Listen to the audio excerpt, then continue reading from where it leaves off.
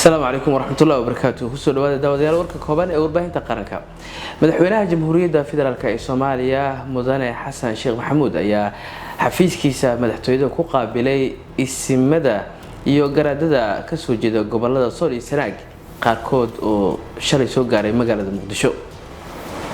madaxweynihii hore ee dalka Soomaaliya mudane Maxamed Cabdullaahi Farmaajo ayaa waxa uu taageeray go'aankii ay soo saareen habeen ka hor golaha wada tashiga qarankaas oo lagu qeexay in dalka uu aadayo doorasho qof iyo cod ah.